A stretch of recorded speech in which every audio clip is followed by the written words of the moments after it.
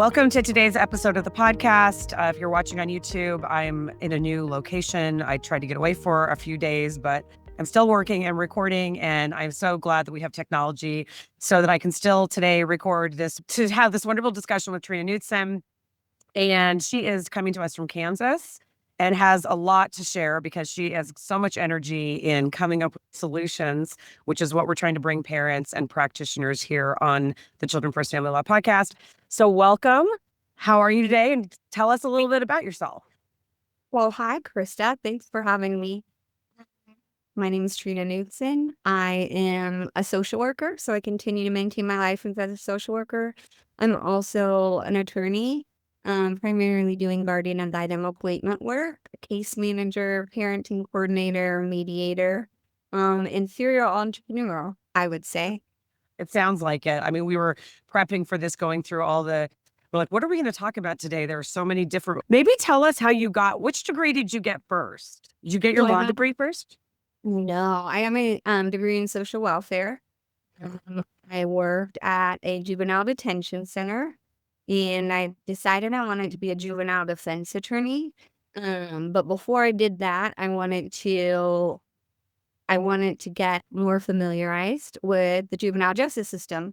So I thought I was going to be a probation officer, but they wouldn't just hire anyone as a probation officer. I had to get my experience first. So I took a pivot and got into foster care. So as a foster care social worker, I only lasted a year, not very long at all. And my then boyfriend, now husband, said, "Who makes a difference?" I said attorneys and judges, and he said, "They'll be one of them."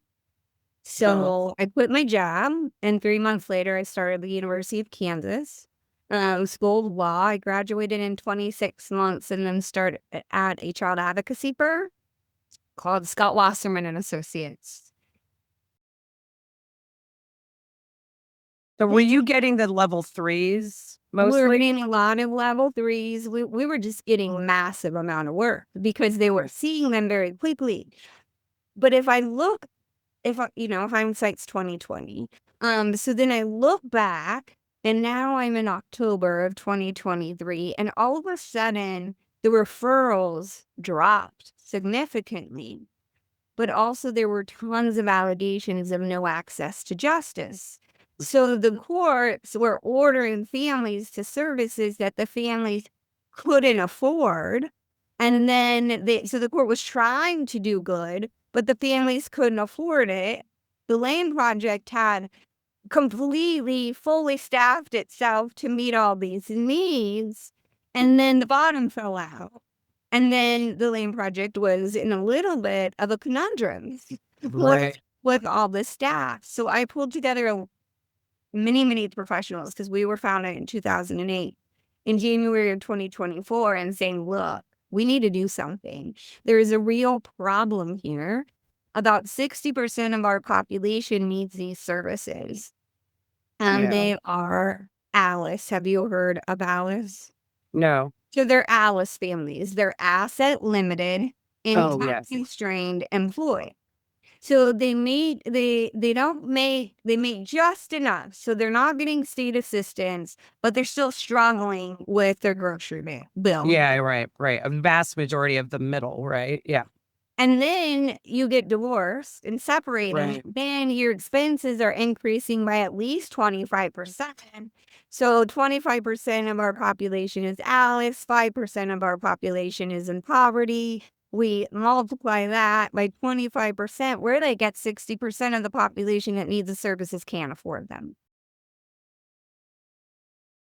Let's talk about this BeH2O program, because I know, especially because you're now training the trainers, right? And that you're getting some national interest in that, right? With people learning how to do this and take it into their states. So is your hope that, first of all, is it in person or is it virtual? Can people from other states do the courses that you have or the program that you have? Or do they have to have a local one where they go in person? So our program, the one in Kansas that will be transferring over to TLP for families, is in person.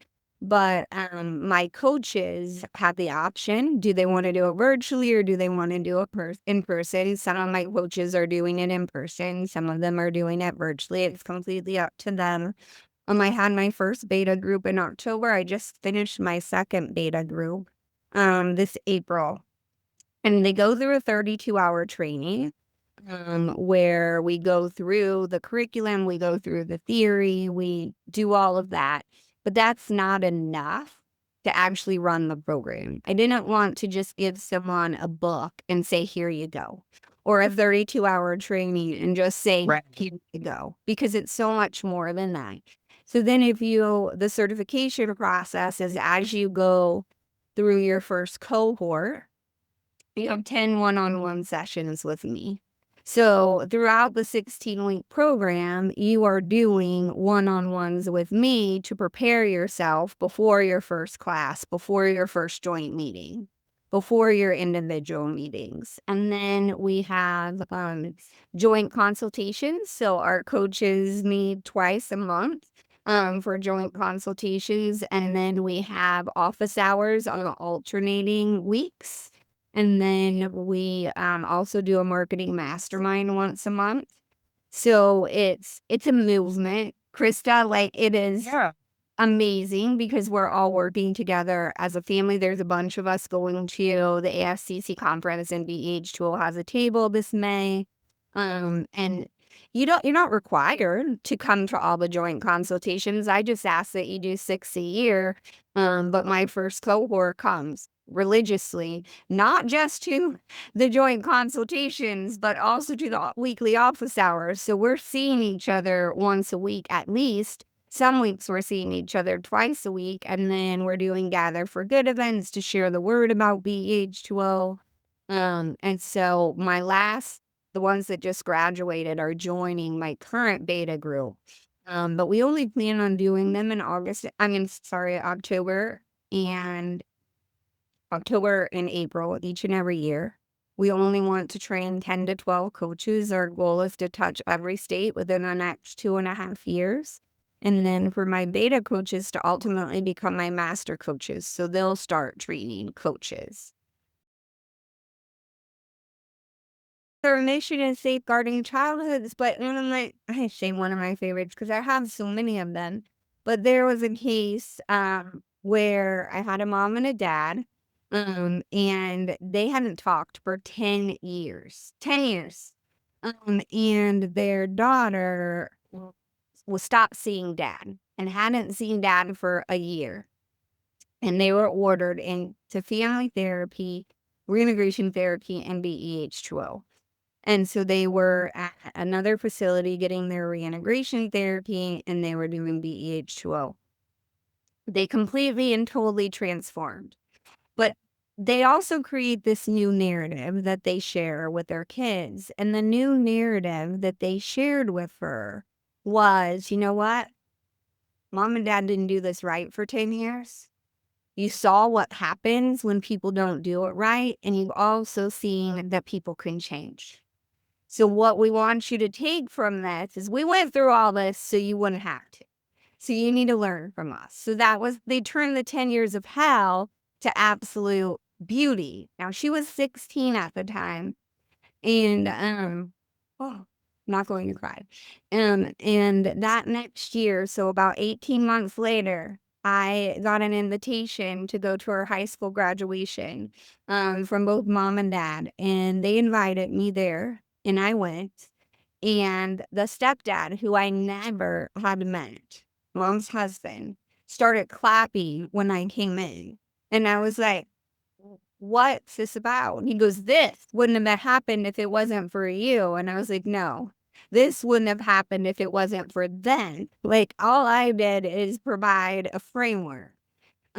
But like, they're some of my strongest advocates. They'll go out and talk to anyone about it. Their daughter will talk to anyone about it, about the experience that she had. So that's one that was 10 years old, and that's just one story. And then there's ones that were never together. Like it was a paternity action. I honestly cannot tell you who is the best fit for it.